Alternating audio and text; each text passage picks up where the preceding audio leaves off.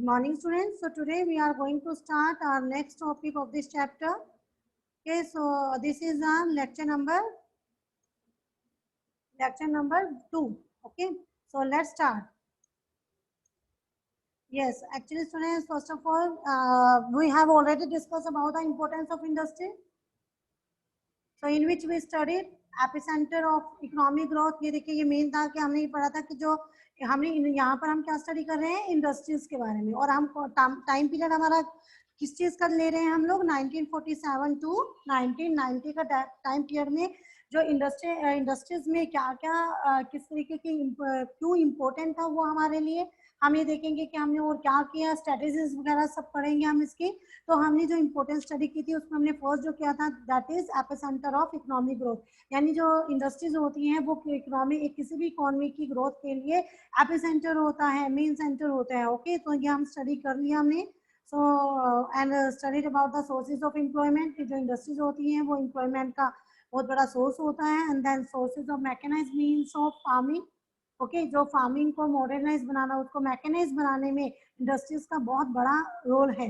Next, impart changes to growth process. Growth process में भी काफी चेंजेस आए हैं इंडस्ट्रीज से. सो नेक्स्ट हमने किया था ग्रोथ ऑफ सिविलाइजेशन, कि कैसे सिविलाइजेशन हुआ, कैसे इंडस्ट्रियलाइजेशन जो है वो अर्बनाइजेशन को क्रिएट करती है और अर्बनाइजेशन से फिर आगे सिविलाइजेशन होता है. ओके, देन हमने एक स्टडी किया था इंफ्रास्ट्रक्चर ग्रोथ. तो हमने देखा था कि जैसे जैसे इंडस्ट्रियलाइजेशन होता है उसके साथ साथ जो इंफ्रास्ट्रक्चर ग्रोथ भी होती है. ठीक है, ये भी क्या होता है, काफी रिच हो जाता है क्योंकि जब अगर इंफ्रास्ट्रक्चर नहीं है तो इंडस्ट्रियलाइजेशन यानी इंडस्ट्रीज को भी चला पाना बहुत मुश्किल है. ठीक है, तो जहाँ इंडस्ट्रियलाइजेशन होगा वहाँ इंफ्रास्ट्रक्चर काफी हमारा अच्छा होगा, वहाँ इंफ्रास्ट्रक्चर भी ग्रोथ करेगा. और जहाँ इंफ्रास्ट्रक्चर होगा वहाँ इंडस्ट्री जो होगी वो होंगी. ओके, लास्ट हमने जो किया था इंडस्ट्रियलाइजेशन आ साइन क्वा नोन ऑफ ग्रोथ, जिसमें हमने बताया था साइन क्वा नोन मतलब असेंशियल कंडीशन, कि जो इंडस्ट्रियलाइजेशन है वो किसी भी इकोनॉमी की ग्रोथ के लिए एक जो है एक एसेंशियल कंडीशन है. सो कंक्लूजन हमने स्टडी किया था. Okay, so now we will discuss the factor necessitating direct participation of the state public sector in industrial development. So बच्चे, इस टॉपिक के अंदर हम क्या स्टडी करेंगे, हम ये देखेंगे कि वो फैक्टर्स यानी कि जो फैक्टर बहुत ज़रूरी है, नेसेसिटी है. किस चीज़ के लिए नेसेसिटी है? Direct participation of the state के डायरेक्ट पार्टिसिपेशन के लिए. एक्चुअली क्या था कि 1947 के बाद जब इंडस्ट्रियलाइजेशन किया, ठीक है, 1956 में जब सेकंड 5 ईयर प्लान चला तो उसमें इंडस्ट्रियलाइजेशन जो है उसके ऊपर फोकस किया गया. तो उसमें ये माना गया कि जो पब्लिक सेक्टर है ना, उसको जो है उसको मेन पब्लिक सेक्टर को अंदर ही सब कुछ चलना चाहिए, यानी पब्लिक सेक्टर को मेन माना गया. ठीक है, तो पब्लिक सेक्टर का पार्टिसिपेशन, डायरेक्ट पार्टिसिपेशन होना चाहिए. सो ये इंडस्ट्रियल डेवलपमेंट के लिए वो ये कहते हैं कि अगर इंडस्ट्री की डेवलपमेंट करनी है तो पब्लिक सेक्टर जो है उसको डायरेक्ट पार्टिसिपेशन हो. सो वो कौन कौन से फैक्टर हैं जो इस चीज को जरूरी बनाते हैं, ये नेसेसिटी क्रिएट करते हैं कि पब्लिक सेक्टर का ही पार्टिसिपेशन जो है डायरेक्ट पार्टिसिपेशन होगा तो ही इंडस्ट्रीज जो हैं वो डेवलप हो पाएंगी. तो हमने यहाँ पर इसी चीज को स्टडी करना है. क्लियर? तो वो ये कहते हैं एक्चुअली क्या है कि along with the need to develop industry as the epicentre of growth, क्योंकि हमने पीछे देखा कि हमने ये देखा कि इंडस्ट्रियलाइजेशन जो है वो किसी इकोनॉमी की ग्रोथ का एपिसेंटर है. So as the epicentre of growth the planners and the politicians also realise that the process of industrialisation could not be left to the market forces of supply and demand.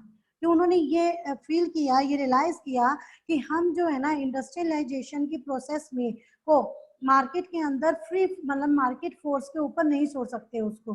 ठीक है, यानी कि एक तरीके से हम ये कह सकते हैं उसका प्राइवेटाइजेशन नहीं कर सकते. हम इंडस्ट्रीज को ये कहें कि प्राइवेट सेक्टर को दे दें, नहीं, ऐसा पॉसिबल नहीं है. तो हमारी इंडस्ट्री वो ये कहते थे कि हमारी अगर वो प्राइवेट को दे दी जाए तो प्राइवेट में ये इंडस्ट्रीज जो है वो डेवलप नहीं होंगी. So also it could not be left to the wisdom of private entrepreneurs.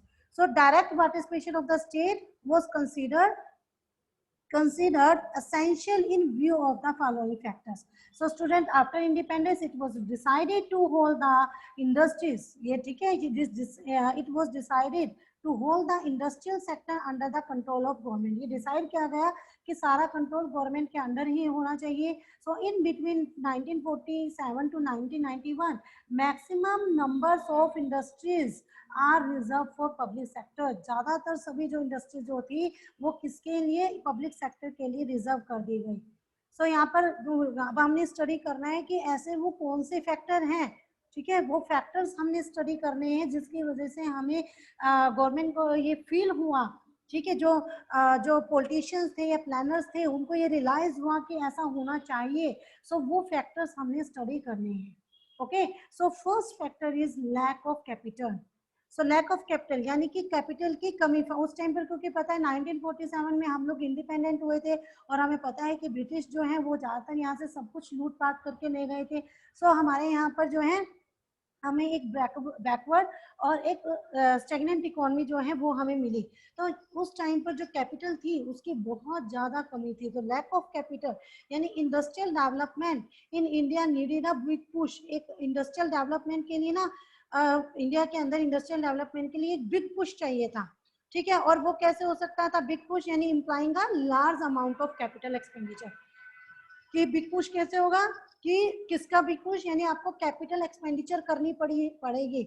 एक बहुत बड़ी अमाउंट जो है कैपिटल की वो लगानी पड़ेगी अगर आपको इंडस्ट्रियल डेवलपमेंट करनी है.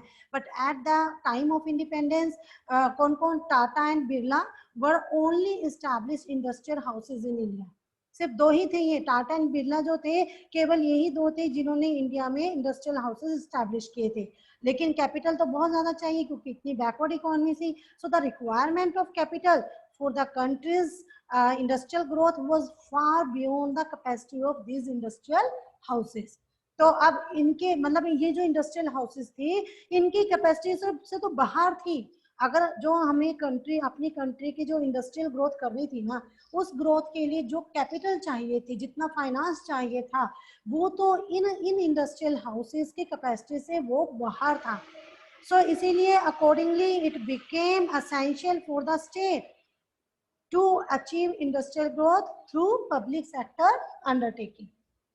इसीलिए ये बहुत ज़रूरी हो गया था कि अगर इंडस्ट्रियल ग्रोथ को अचीव करना है तो पब्लिक सेक्टर अंडरटेकिंग के थ्रू ही वो अचीव किया जा सकता है.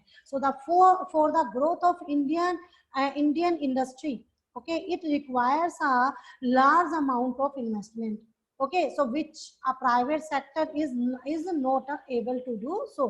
लेकिन प्राइवेट सेक्टर जो है इसका करने में एबल नहीं था. So at the time of independence, Tata and Birla were the only industries. So it is important for the public sector to make their investment in the growth of industry. Clear students? So अब यहाँ पर बात आती है private and public sector. So public sector क्या कौन से होते हैं public sector? Public sector refers to those business enterprises which are controlled and run by the government, and these are largely driven by consideration of social welfare. And what are public sectors? So public sector refers to those business enterprises which are controlled and run by private individuals, and these are largely driven by consideration of profit maximization. Okay.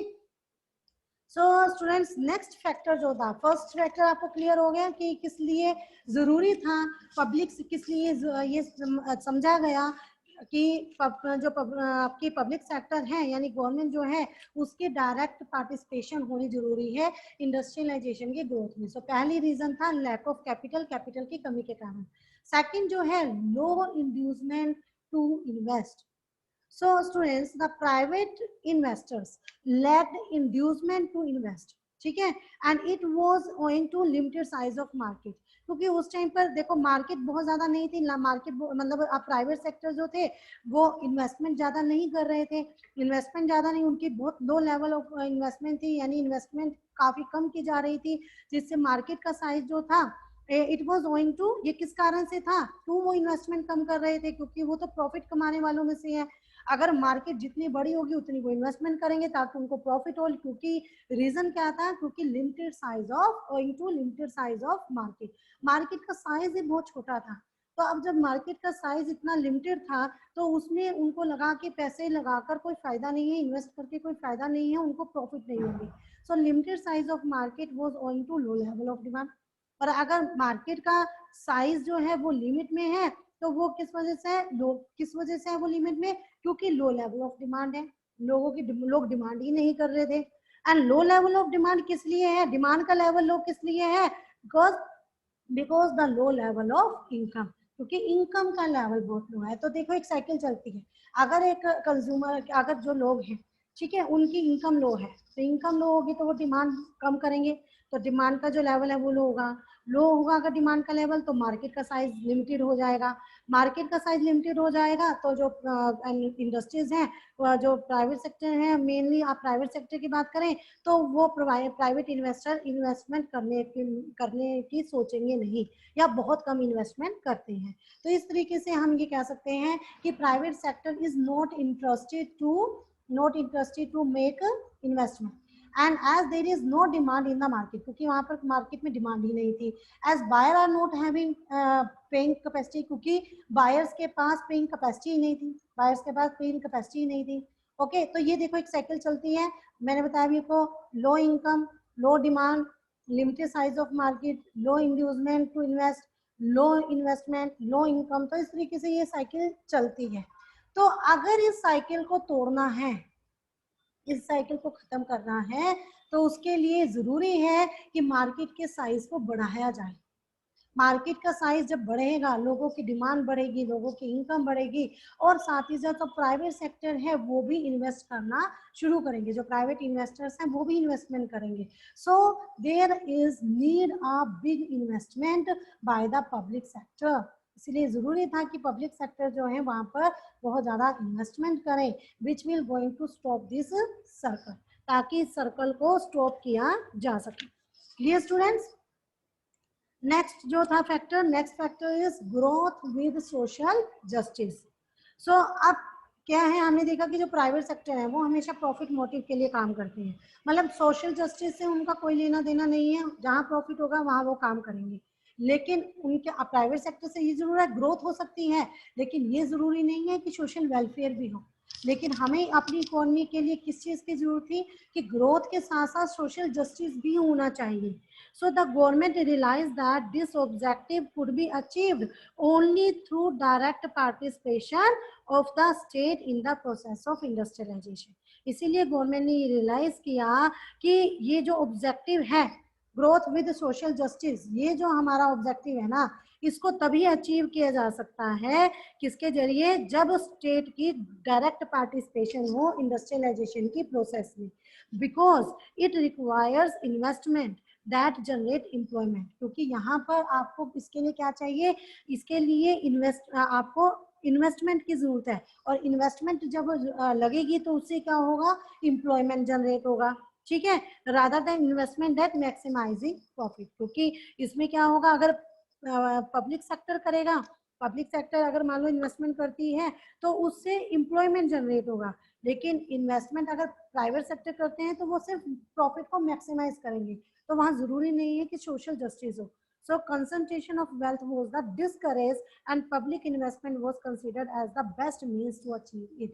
So students, one of the major factor of the participation of public sector in industrial development is social justice. Okay, main income motive है social justice. So government want to achieve the objective of growth but with social justice. Government जो है वो चाहती है growth, जो है ना, growth चाहती है कंट्री की, लेकिन किसके साथ? सोशल जस्टिस के साथ, and investment that create employment not maximise profit. Investment ऐसी होती है जिसमें कि एम्प्लॉयमेंट क्रिएट हो, ताकि प्रॉफिट को मैक्सिमाइज करने की सोची जाए। सो प्रॉफिट तो ऑटोमेटिकली अपने आप क्या होगा? अपने आप प्रॉफिट आने शुरू हो जाएंगे अगर इकोनॉमी के अंदर एम्प्लॉयमेंट इंक्रीज हो जाए। सो दैट कैन ओनली, सो विच यानी कि so yes, which can only be achieved when there is direct participation of public sector. और ये केवल तभी अचीव किया जा सकता है जब पब्लिक सेक्टर का डायरेक्ट पार्टिसिपेशन हो। Clear students? सो ये हमारे पास 3 फैक्टर्स हैं जिनकी वजह से ये जो हमारे पॉलिटिशियंस है, प्लानर्स थे, उन्होंने ये रियलाइज किया कि अगर आपको इंडस्ट्रियल डेवलपमेंट करनी है तो स्टेट की डायरेक्ट पार्टिसिपेशन यानी पब्लिक सेक्टर का डायरेक्ट पार्टिसिपेशन होना जरूरी है। सो ये 3 फैक्टर हैं, lack of capital, low inducement to invest and growth with social justice. Okay, next topic is IPR 1956 यानी इंडस्ट्रियल पॉलिसी रेजोल्यूशन एक्ट 1956। अब आपको देखो ये 1956 नाम से पता चल रहा होगा, इससे ईयर से पता चल रहा होगा 1956 में क्या हुआ था। 1956 में सेकेंड 5 ईयर प्लान जो है वो स्टार्ट हुआ था और उस सेकेंड 5 ईयर प्लान के अंदर मेन किसके क्या मोटिव रखा गया, क्या उनका ऑब्जेक्टिव था, इंडस्ट्रियलाइजेशन करना। ओके, तो उस इंडस्ट्रियलाइजेशन करने के लिए एक एक्ट बनाया गया IPR 1956 इंडस्ट्रियल पॉलिसी रेजोल्यूशन यानी a declaration on leading role of the state. और उसमें एक डिक्लेयर ये किया गया, क्या बताया गया इसके अंदर कि स्टेट का मेन रोल रहेगा। लीडिंग रोल किसका रहेगा, लीडिंग रोल कौन प्ले करेगा, स्टेट इसके अंदर। सो industrial policy resolution 1956 was a clear declaration of the government on the leading role of the government in the process of industrialization. And this resolution laid a roadmap of second 5 year plan. ये जो resolution ये जो था ना industrial policy resolution 1956, ये एक तरह का रोड मैप था सेकंड 5 ईयर प्लान का। And also it was a milestone of achieving growth with social justice. So हम यहाँ पर कुछ फॉलोइंग मतलब हम यहाँ पर कुछ प्रिंसिपल एलिमेंट्स देखेंगे IPR 1956 के। ओके, सो आप बताया आपको during the second 5 year plan, during the second 5 year plan the objective of government is increase the productivity of industrial sector। Main क्या ऑब्जेक्टिव था कि हमें इंडस्ट्रियल सेक्टर की प्रोडक्टिविटी को इंक्रीज करना है and establish heavy industries. Okay, और heavy industries जो है वो एस्टैब्लिश करनी है। So a resolution is passed in 1956, इसलिए 1956 के अंदर एक रेजोल्यूशन पास किया गया जिसे कहा गया industrial policy resolution, which clearly state that the public sector is going to play the major role for the industrialization। जिसके अंदर ये क्लियरली बताया गया कि जो इंडस्ट्रियलाइजेशन के लिए जो पब्लिक सेक्टर है वो सबसे मेजर रोल प्ले करेगा। ठीक है, वो करने जा रहा है मेजर रोल। यानी इसके अंदर जो आपको याद होगा हमने पहले पीछे किया भी था कि 1991 के बाद जब न्यू इकोनॉमिक पॉलिसी आई थी उसके बाद थोड़ा privatisation, liberalisation, privatisation and globalisation जो LPG की पॉलिसी थी 1991 की उसमें किया गया था। उससे पहले तो जो सब कुछ जो भी कुछ चलता था वो किसके अंदर चलता था, गवर्नमेंट के अंडर ही चलता था। ओके, सो यहाँ पर मैंने बताया आपको हम 3 मतलब द प्रिंसिपल एलिमेंट्स पढ़ेंगे यहाँ पर। First element 3 fold classification of industries. So industries were classified into 3 categories। 3 categories के अंदर हमने डिवाइड किया है। ये है, आपको पता है वो 3 कैटेगरीज कौन सी हैं, public sector, private sector and public as well as private sector. So students, actually those which would be established and developed exclusively as public sector enterprises। So these included, अब क्या हुआ कुछ मतलब कि जब मतलब 3 कैटेगरी में डिवाइड किया जो इंडस्ट्रीज को। कुछ इंडस्ट्रीज जो है ना वो पब्लिक सेक्टर के अंदर दी गई, यानी उसके अंदर ना और किसी का कोई मतलब नहीं होगा, वो पूरी इस्टेब्लिश भी पब्लिक सेक्टर के अंदर ही होगा, कंट्रोल भी वही करेगी, वही चलाएगी। तो ये कुछ एक ऐसी इंडस्ट्रीज थी जैसे कि हम कहें atomic energy, defence and railway. हालांकि आज के टाइम पर रेलवेज को सोच रहे हैं धीरे धीरे प्राइवेटाइजेशन करने का, लेकिन हम क्या पढ़ रहे हैं, हम 1947 से लेकर 1990 का पीरियड के टाइम की बात कर रहे हैं। उस टाइम पर जो रेलवेज वगैरह थे वो भी पब्लिक सेक्टर के अंदर दिए गए। ठीक है, सेकंड क्या था, सेकंड हम देखते हैं private, public as well as private sector. ये public as well as private sector ये क्या आते हैं, इसके अंदर क्या होता है, those which could be establish both as the private and public sector enterprises. ठीक है, वो वाली इंडस्ट्रीज जो दोनों के अंदर आएंगी। लेकिन एक चीज आपने याद रखनी है, the private sector was a play only a secondary role. जो प्राइवेट सेक्टर है वो केवल सेकेंडरी रोल प्ले करता है। जो न्यू एक्चुअली क्या होगा, new enterprises were to be established preliminarily in the public sector. जितनी भी नई इंडस्ट्रीज एस्टैब्लिश की जाएंगी वो पब्लिक सेक्टर पहले उनको एस्टैब्लिश करेगा, बाद में पब्लिक सेक्टर किसको दे देता है, वो प्राइवेट सेक्टर को चलाने के लिए दे देता है। तो इस कैटेगरी में जैसे कौन कौन सी आ जाती हैं, फर्टिलाइजर्स इंडस्ट्रीज, माइनिंग इंडस्ट्रीज, ठीक है। तो इस तरह की इंडस्ट्रीज जो आ जाती हैं public as well as private sector, जिसके अंदर मेन रोल किसका रहेगा, पब्लिक सेक्टर का रोल रहेगा, और सेकेंडरी रोल किसका रहेगा, प्राइवेट का रहेगा। कोई न्यू इंडस्ट्रीज जो स्टैब्लिश होंगी वो कौन करेगा, पब्लिक सेक्टर, बाद में वो प्राइवेट सेक्टर को उन्हें चलाने के लिए दे देता है। अब प्राइवेट सेक्टर में कौन सी इंडस्ट्री आएंगी, जो पब्लिक और जो इस वाली कैटेगरी में ए और सी की कैटेगरी में जो इंडस्ट्रीज नहीं आएंगी, जो बच जाती हैं वो सब प्राइवेट सेक्टर में आ जाएंगी। Okay, so all industries other than in category A and C were left to the private sector. Okay, so IPR यानी कि Industrial Policy Resolution 1956 clearly implied that the state was to spearhead यानी sponsor the process of industrialization in the economy. Okay, so second है industrial licensing. Second industrial licensing की बात करें, इस जो resolution 1956 बनाया था उसमें सेकेंड डाला गया था इंडस्ट्रियल लाइसेंसिंग। यानी अगर किसी को भी प्राइवेट सेक्टर को किसी को कोई भी इंडस्ट्री स्टैब्लिश करनी है, कोई नई इंडस्ट्री खोलनी है, तो उनको लाइसेंस लेना होगा। और ऐसा ही नहीं कि उनको सिर्फ नई इंडस्ट्रीज के लिए ही लाइसेंस लेना है।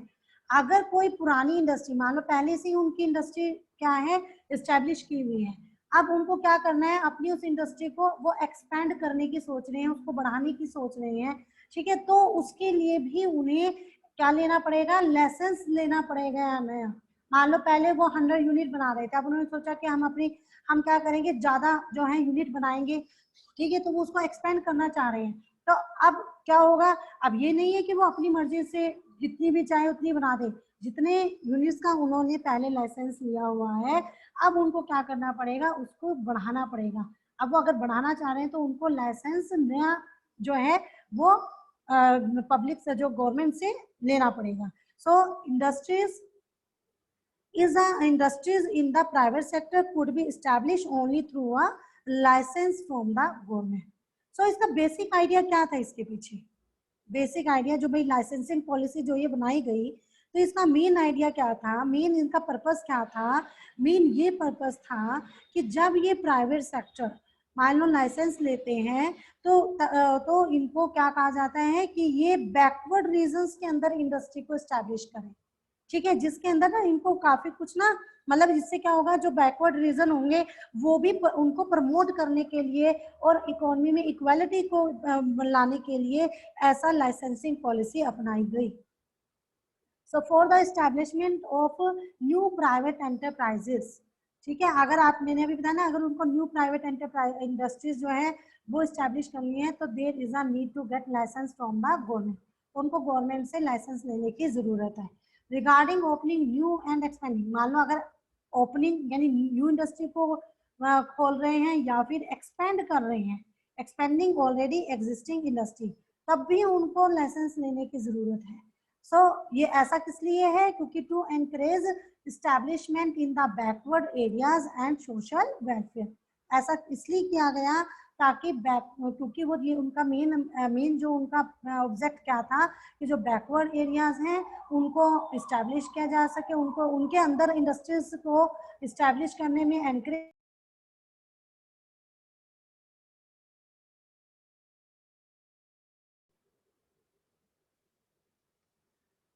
Yes, students. So a license was needed not only for establishing a new enterprise, but also for expanding production capacity of existing ones. So this was to regulate the allocation of resources to different uses. So the focus was to promote social welfare rather than private profit. Okay. Third one is industrial concession. Industrial concession, अब इसमें क्या था, industrial concession यानी ये भी main जो है कि देखो ये अपने आप ही आपको हिट कर रहा होगा माइंड में कि इंडस्ट्रियल कंसेशन दी गई। कंसेशन देने का मतलब क्या है? इट मीन्स कि इनका मेन पर्पस क्या है, जो जितने भी बैकवर्ड रीजन हैं उनके अंदर अगर इंडस्ट्रीज को इस्टेब्लिश वो लोग करेंगे, यस सो ये एक तरीके का ना लालच दिया गया, कंसेशन दी गई कि ताकि जो लोग हैं, जो प्राइवेट सेक्टर है, अगर वो वहाँ पर कोई भी इंडस्ट्री लगाना चाहते हैं, ठीक है, तो वो बैकवर्ड रीजन में लगाएं, ताकि वहाँ पर क्या हो, सोशल जस्टिस के साथ साथ वहाँ पर इक्वालिटी आए। और वो कंसेशन मतलब कंसेशन एक तरीके से उनके लिए एक लालच था कि वो एनकरेज हो वहाँ पर इंडस्ट्रीज लगाने के लिए। Okay, so students, some concession are also offered by the government to by government to the private industrial, so that they can be encouraged to invest in backward areas. So like जैसे उनको क्या दिया गया, tax holidays दी गई, tax से उनको tax से उनको क्या कर दिया गया, फ्री कर दिया गया कि अगर आप इन एरियाज के अंदर इंडस्ट्रीज इस्टेब्लिश करते हो तो आपको टैक्स नहीं देना पड़ेगा। सब्सिडीज दी गई, छूट दी गई, किसमें, बहुत सारी चीजों में, ठीक है, बहुत सारी वेरियस थिंग्स के अंदर उनको सब्सिडीज प्रोवाइड कराई गई। ओके, सो यस, सो ये टॉपिक हमारा कंप्लीट है। The IPR 1956 industrial policy resolution 1956, जिसके अंदर हमने देखा कि इनके मेन 3 प्रिंसिपल मतलब एलिमेंट्स थे IPR 1956 के।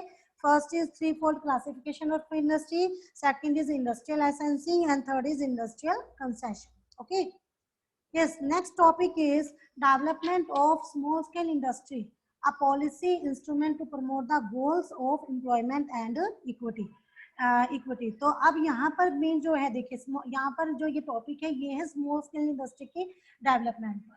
अभी तक हमने जो स्टडी किया वो हम हैवी इंडस्ट्रीज की बात कर रहे हैं कि भाई इंडस्ट्रियलाइजेशन के अंदर बड़ी बड़ी इंडस्ट्रीज लगाई जाएं, लेकिन एक चीज अगर हम बोल रहे हैं कि जो हैवी इंडस्ट्रीज होती हैं, हैवी इंडस्ट्रीज जो है ना, उसके अंदर एम्प्लॉयमेंट के जो अपॉर्चुनिटीज होती है ना, वो बहुत कम होती हैं, क्योंकि हैवी इंडस्ट्रीज जो होती हैं वो कैपिटल इंटेंसिव होती है, यानी जिनके अंदर ना मशीनों का ज्यादा यूज होता है, लेबर का कम यूज होता है, तो वहां पर एम्प्लॉयमेंट के चांसेस, जो एम्प्लॉयमेंट जो होता है ना, वो इतना ज्यादा हाई लेवल पर नहीं होता, ठीक है, एम्प्लॉयमेंट अपॉर्चुनिटीज बहुत ज्यादा नहीं होती। लेकिन जो स्मॉल स्केल इंडस्ट्रीज होती हैं, स्मॉल स्केल इंडस्ट्रीज के अंदर ये लेबर इंटेंसिव होती हैं, और इसके अंदर जो है लेबर इंटेंसिव मतलब यहाँ पर, क्योंकि ये स्मॉल स्केल इंडस्ट्रीज हैं तो इनके अंदर ज्यादा मतलब क्या है, इन्वेस्टमेंट तो होती नहीं है, ठीक है, इनके पास इतना पैसा नहीं होता कि ये बड़ी बड़ी कैपिटल्स लगा सकें, मशीनें लगा सकें, तो यहाँ पर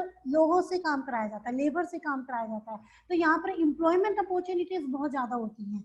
तो इसी एम्प्लॉयमेंट और इक्विटी का जो ये गोल है, इसको प्रमोट करने के लिए, ठीक है, ये प्रमोट करना इनका मेन मकसद था स्मॉल स्केल इंडस्ट्रीज के डेवलपमेंट में। सो स्टूडेंट्स, यहाँ पर हमारे पास क्या है, the growth process of an industry can be divided into 2 category. 2 category में इनको डिवाइड किया गया। एक तो growth of large scale industry, ठीक है, जो अभी हम स्टडी कर रहे थे, जिसके अंदर क्या है, मेन इंफ्रास्ट्रक्चर के लिए है ये, ठीक है, हमने देखा था कि जो बड़ी बड़ी इंडस्ट्रीज हैं अगर वो लगाई जाए तो इंफ्रास्ट्रक्चर भी डेवलप होता है। लेकिन दूसरा है growth of small scale industries, जिसके अंदर जो किसके लिए था, फॉर एम्प्लॉयमेंट के लिए, जहां पर अगर आपको एम्प्लॉयमेंट को बढ़ाना है इकोनॉमी में, तो आपको स्मॉल स्केल इंडस्ट्री जो है उनकी ग्रोथ करनी होगी। सो यहाँ पर एक चीज आती है कि स्मॉल स्केल इंडस्ट्रीज अब कौन सी होंगी। So small scale industries is presently defined as one whose investment does not exceed ₹5 crore। आप ये देखिए कि आज के टाइम में ये होगी ₹5 करोड़, ठीक है, जिस जिस जिस इंडस्ट्री में मतलब 5 करोड़ से ज्यादा, 5 करोड़ या से 5 करोड़ या उससे कम के इन्वेस्टमेंट है, ठीक है, यदि के 5 करोड़ भी अगर होती है तो वो स्मॉल स्केल इंडस्ट्री में आती है। लेकिन पहले उस टाइम की अगर हम बात करें ना, स्टार्टिंग की बात करें, तो स्टार्टिंग में 5 करोड़ नहीं थे, स्टार्टिंग में 5 लाख थे, यानी उस 5 लाख से या आज के टाइम में को देखते हुए 5 करोड़ पर पहुंच गई है। यानी पहले के टाइम पर, उस टाइम पर जब हम इंडिपेंडेंट हुए, स्टार्टिंग की गई, तो उस टाइम पर 5 लाख जिसकी इन्वेस्टमेंट है, वो 5 लाख का इन्वेस्टमेंट है, वो स्मॉल स्केल इंडस्ट्री में आता है, और आज ये 5 करोड़ तक पहुंच गई है।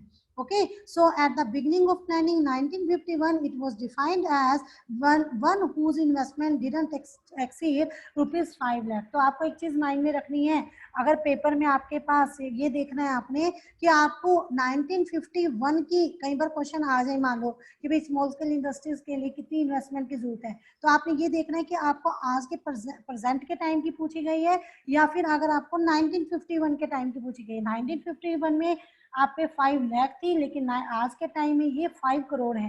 ठीक है, तो इसमें आप कंफ्यूज मत होना, ये आपने माइंड में रखना है। क्लियर? सो यहाँ पर हमारे पास 3 typical characteristics of small scale industries. Small scale industries play an important role for achieving the goals of planning commission. ठीक है, बड़ा ही इंपॉर्टेंट रोल प्ले करते हैं स्मॉल स्केल इंडस्ट्रीज। जो प्लानिंग कमीशन के जितने भी गोल हैं उसको अचीव करने में ये बहुत ही इंपॉर्टेंट रोल प्ले करता है। सो यहाँ पर ये है कि the role of small scale industries in achieving a goal of planning was underline by Karve committee also called village and small scale industries, क्योंकि ये जो स्मॉल स्केल इंडस्ट्री है ज़्यादा रूरल एरियाज में लगाए जाते हैं और इन 1951 में इसको कार्वा कमेटी या फिर जिसको village and small scale industries committee भी कहा जाता था। ठीक है, so it underline the significance of small scale industries in term of their 3 principal characteristics. और वो कौन से हैं? three typical characteristics of small scale industries. First is small scale industries is labor intensive and therefore employment friendly. देखो नाम से अब आपको ये क्लियर हो गया होगा जितना मैंने आपको अभी पीछे से बताया।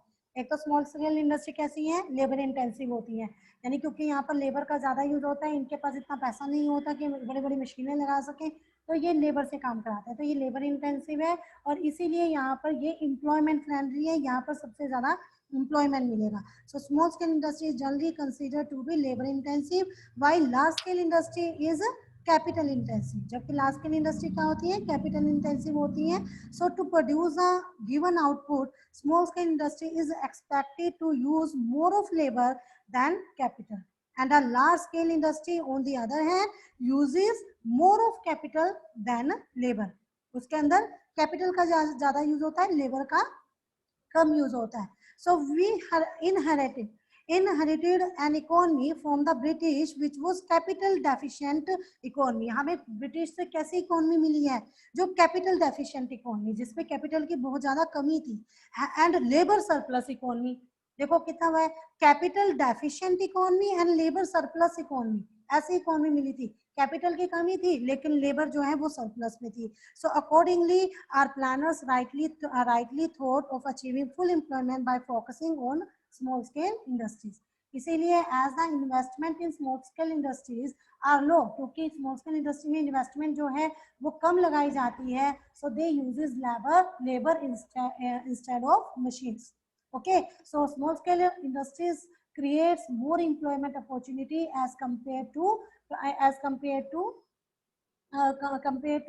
large scale industries. Okay, next, small scale industry show locational flexibility and is therefore equality oriented. ठीक है, स्मॉल स्केल इंडस्ट्री क्या होती है? आप उनको कोई ना एक पर्टिकुलर मतलब ना उनको एक पर्टिकुलर एरिया नहीं चाहिए कि भाई यहाँ पर एक बार एस्टैब्लिश कर ली तो उसके बाद वो उसको क्या करेंगे भाई, कहीं और उठाकर नहीं ले जा सकते। फ्लेक्सिबल होती है, लोकेशन इनकी फ्लेक्सिबल होते हैं। छोटी छोटी इंडस्ट्री है, कहीं भी काम करने बैठ जाते हैं, तो इनके लिए बहुत ज़्यादा लोकेशन जो है एक फिक्स लोकेशन की इनको ज़रूरत नहीं होती। लेकिन जो लार्ज स्केल इंडस्ट्री होती है उनके लिए ये देखना ज़रूरी होता है, क्योंकि वो एक बड़े लेवल के ऊपर, एक लार्ज स्केल के ऊपर स्टैब्लिश की जाती हैं, तो वो देखते हुए कि आसपास के एरिया में क्या उनको जो इंफ्रास्ट्रक्चर चाहिए वो इंफ्रास्ट्रक्चर कहाँ कहाँ पर किस एरिया में उनको मिल सकता है, ऐसी जगह पे उनको स्टैब्लिश करना पड़ता है।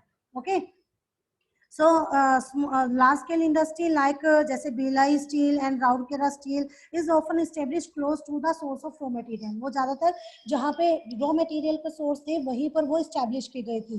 This is because raw material requirement of the large scale industry is very huge. ठीक है, but its transportation from the distant place lead to high cost of transportation.